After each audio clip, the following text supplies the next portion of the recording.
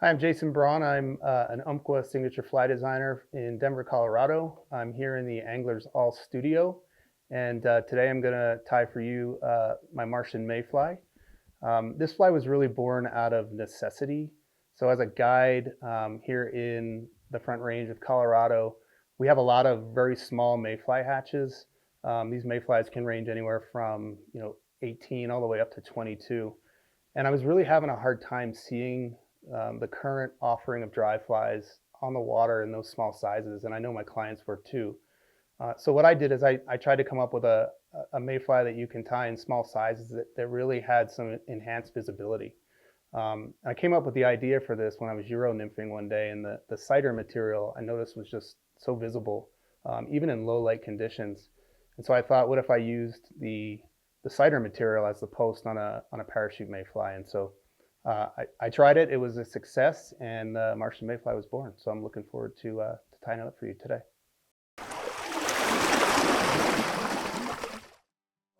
Okay, I've got a TMC 100 SPBL size 16 in the vise. I'll be tying with Semperfli A-dot wax thread and olive. I'll be using Semperfli K-pop dubbing. This is the mayfly selection. I'll be using the blue-winged olive color. I'll be using some micro fibbits for the tails. And these come in a variety pack like this. You can get them from Metz. You can also just go get a paintbrush at Home Depot and use those fibers as well if you want. And then finally, probably the most unique part of this fly is the use of sunset amnesia for the post. So this material is highly fluorescent and actually works really well to make the fly more visible. Okay, so I'm going to start by tying on my thread about 2 hook eyes back, and I'm going to trim this tag end, and I'm going to hold on to the tag end. I'm not going to throw it away because I'm going to use it to split the tails after I tie those in.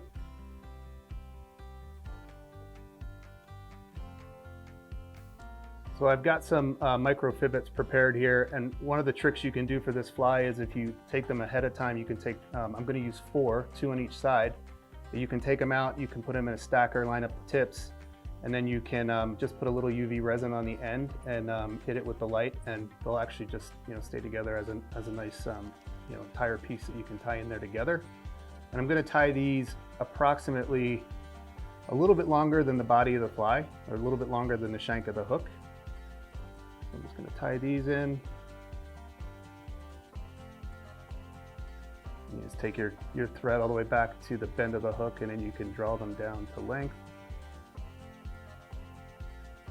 That's pretty good. I like to keep them a little bit long for these flies just because I think it adds a little bit more flotation and stability to the fly. And then if you just take your finger and you push up these micro fibbits, they'll tend to split apart. And so what you want to do is split them apart. You want 2 on each side of the fly. So this is the tricky part. This doesn't take too long to do, but you got to sometimes finagle it a little bit. And I'll pull 2 to one side, I'll pull 2 to the other side, and I'll just try to keep them separate like that. And then you take your piece of thread, if I can find mine. Here it is. Okay. So you're going to take it and you're just going to loop it around the bend of the hook. So there's a piece of thread on each side, and then you're going to just draw it up between your tails and tie it in with one or 2 wraps. Nothing too secure. You're just trying to get this onto the hook so you can adjust it later.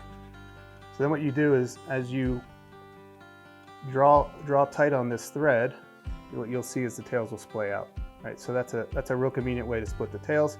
I mean, there's many ways to do this. You can do it however makes you comfortable, but that's the one I've found that kind of does the best job for me. Then you're just going to take wraps back up to the starting point, and you can trim all this out. Okay, just making sure my tails are split. Looks good. Okay. So now the next part of the fly is tying in the parachute post. So I am going to tie in a small section of Sunset Amnesia in fluorescent red. And this can be a little tricky. This takes a little bit of practice to get right. What I found makes it a little bit easier is if you take a pair of needle nose pliers and you just kind of pinch the middle. So you want to just flatten that out a little bit, right in the middle. You can see maybe there's a little, I don't know if you can see it on the camera, but there's a little bit of a flat spot there.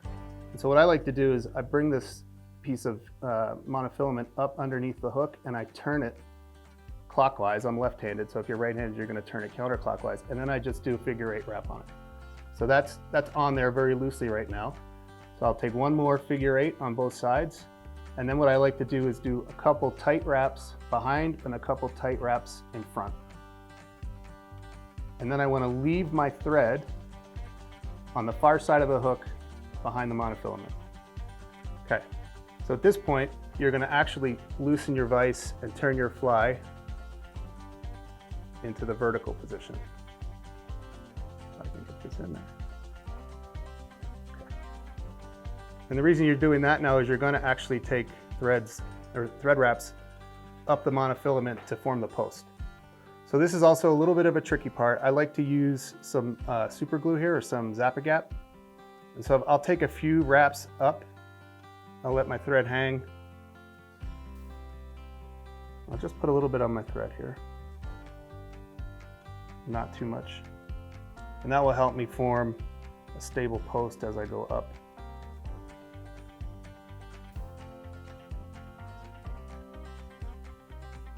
Okay.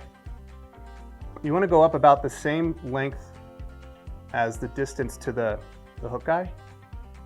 So if I can explain that a little better, the distance here should be roughly the same distance as here.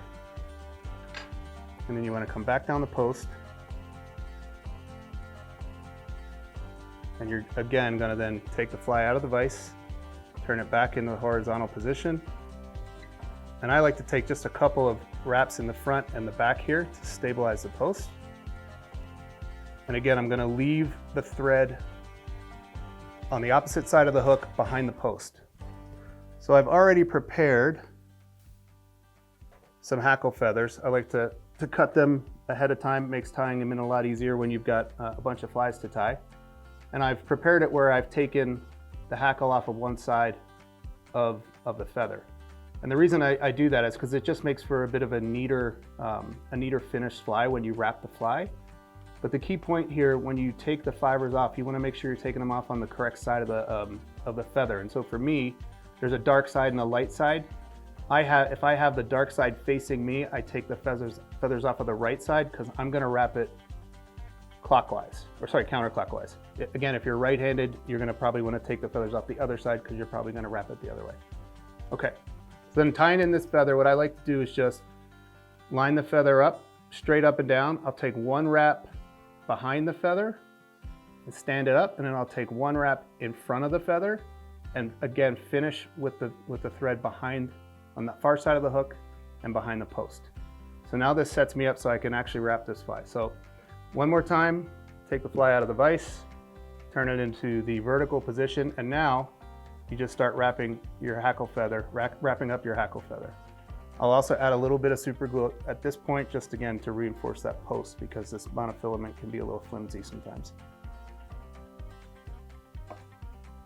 Okay, so I'm going to take my wraps up the post. I'm going to go almost all the way to where the hackle starts, and then I'm going to come back down. And now I should have a pretty sturdy post there. So last time I'm going to turn the fly back into the horizontal position. And at this point, it's really just tying any other parachute mayfly. So I'll come in front of the post, I'll tie down the stem of my hackle feather. I'll wrap back down towards behind the post. Again, I'll leave my thread on the far side of the post, and then I'll start to dub on my dubbing here. So again, this is K-Pop dubbing. I like this because it's very fine. If you've ever used this before, you know it makes a very nice tight noodle. And I like this fly to be very thin when it's finished. I feel like thinner mayflies tend to fish better for me for some reason. I think the bulk tends to maybe spook some fish. So I like to have a very thin dub body. It also helps, believe it or not, with flotation, since the body really doesn't provide a ton of flotation on this kind of a fly. Okay, so I'm gonna wrap back and I'm gonna start forming my body, wrapping back up towards the post, trying to get a little bit of a taper there. And if I've judged it right, I should have about the right amount of dubbing. Okay. And then I'm gonna take my, my thread in front of the post and I'm gonna wrap to the very front of the hook, to the hook eye, and I'm gonna add a little bit more dubbing. And the reason I'm doing this in two separate dubbing, putting dubbing on 2 separate times what I'm trying to do is have this fly finished at the base of the parachute post as opposed to tying it off at the eye of the hook. So I'll show you what that looks like here in a second. But I'm trying to keep a nice thin profile, wrapping back towards the post. As I get there, come behind the fly or behind the post, and then kind of do a couple figure eights. Again, leaving my my thread behind the post. Okay, so this is really the last part of the fly before you can finish it.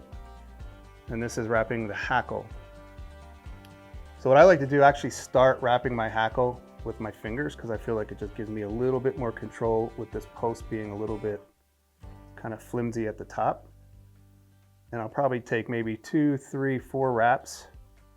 And then I'm gonna transition over to my hackle pliers as I get down the bottom. Whoops.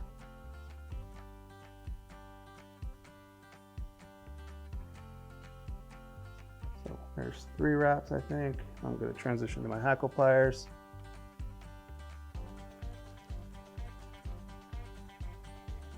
And I'm gonna finish wrapping all the way down to the base of the post. I'm trying to get as many wraps in here as I can, just one below the other, giving myself a nice full hackle. When I get to the bottom, I tend to like to hold this feather at a 90-degree angle, this hackle feather at a 90-degree angle before I tie it off. And I'll take just 1 or 2 wraps around that feather. And then I'll rotate my vise so I can access this feather with my pair of scissors, and I can cut it very close to the base, and I can have a nice clean finish on the fly. So finally, the last step is to get my whip finish in. And what I'll do before I do that is actually we'll trim this Amnesia down a little bit so it doesn't get in my way while I'm trying to whip finish. And then the last step here is just to make a nice 3-turn whip finish here, the base.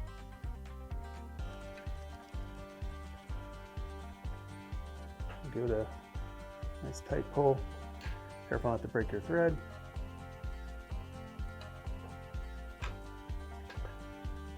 And then just set it back into the horizontal position. And that's the Martian May fly. Blue-winged olive.